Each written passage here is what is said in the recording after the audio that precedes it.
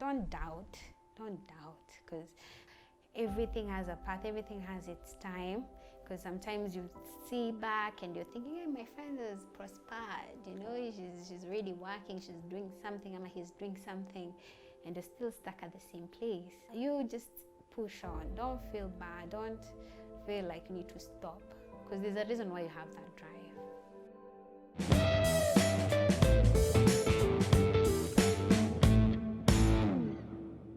My first experience with art was when, I remember I was 5 years old. We were given a holiday homework by our art class teacher.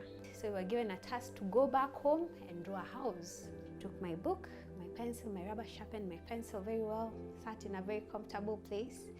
So I started thinking, I have to draw a house, but how am I going to do this house? Because the only house I was shown how to draw in school was a hut, which was simple geometric shapes, triangle and a square. But I didn't want to do the hut because I knew everyone in class would do, just to do a house.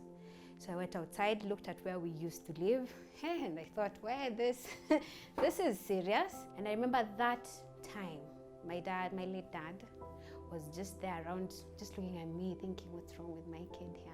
So, and I remember that time we had the book, the teacher used to write the question, so someone might know what I'm struggling with. So he took the book from me, looked at the question, took my pencil, and I swear it was like a second, he already drawn a house. So I'm looking at the house and I'm thinking, how is this even possible? And he told me that, and I'll never forget, that don't send this as your assignment. Copy it the way it is and send it as your assignment.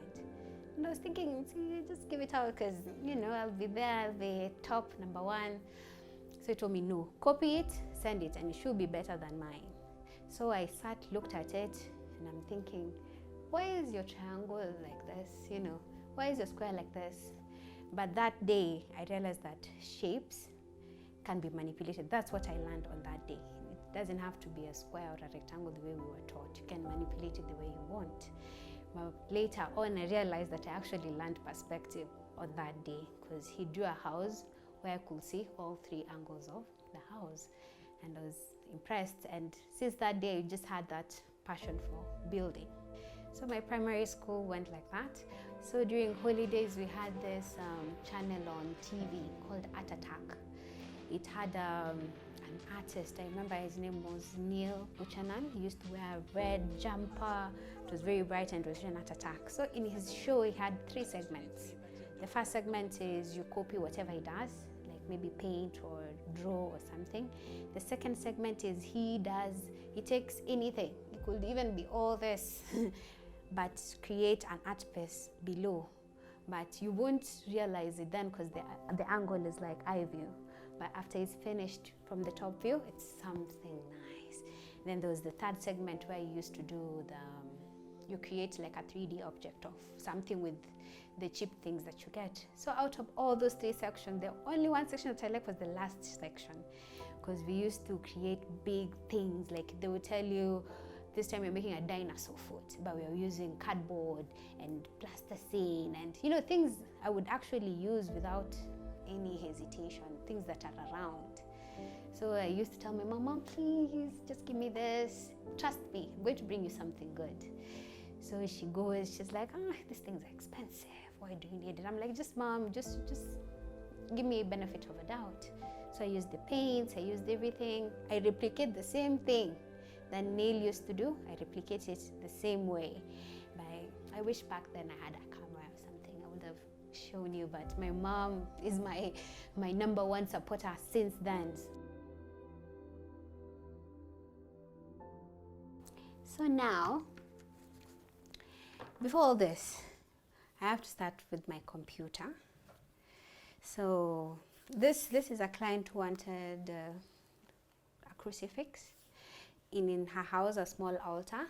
So before I even start on this, I always have it on the computer, and I do this because I have to talk to the client and let them tell me what they need before I even start anything. So I have to show this first.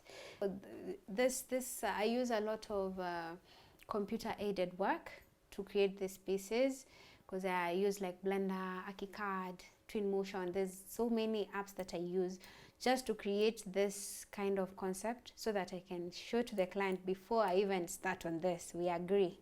Is this what you want? Is this what you'd like us to do for you?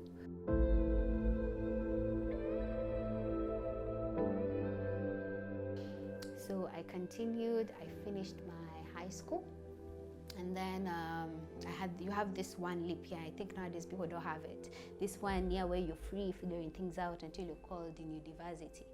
I walked around, and luckily enough, I met an artist. He was my mentor, the first mentor I had, because back then I used to draw cartoons. So it was just sketching and, just cartoons.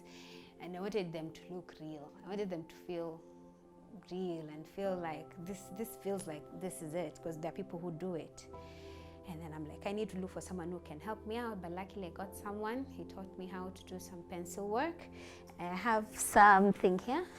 So this is like my first portfolio, I can say, because this is where I did my pencil works, and he taught me how to do everything from scratch, just using different type of shades of pencils. So this is what I was doing all through. I was learning how to do the face. I was putting objects, I copy them, everything. So this is where I started being, getting the realistic part of things.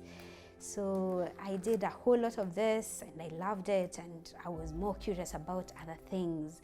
So he told me how to do pencil work, which I'm really impressed with. Sometimes I look at it and I'm thinking, I should be going back to this, but as an artist, it's a journey. You have to reach somewhere and you're like content with it. So after all that, time goes, life goes on, I need to get into university. So going into university, I had chosen to do architecture, but unfortunately my grades didn't mark up for that course. So I had to settle for something. At that time, I thought it was less. So I thought, let me just do interior design, which I finished. 4 years pass, you move on with life.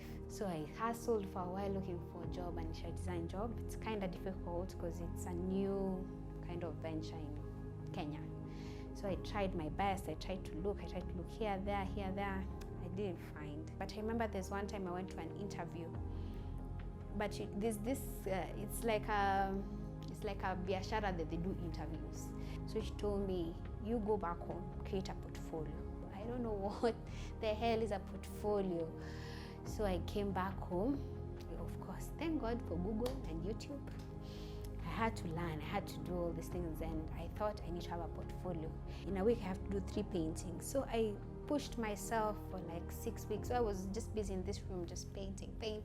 I have so many things here that I used to do. I think even it was ending up to be 100. Just some of them I had to give them out.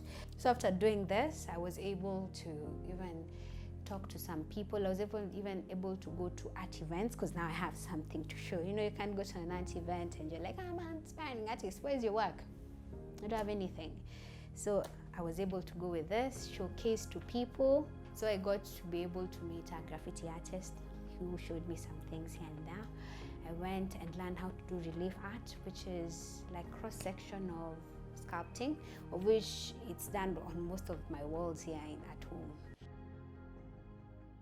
So this was my first piece. I was a bit scared because this is my room. So my mom was like, try out in your room first before you go anywhere else, because I had to have a portfolio that was wall mural size. So this was my first one, and of course I love nature, so I took the most basic thing you would think about nature and did it here with the birds and the branches and the leaves. So this is what I used.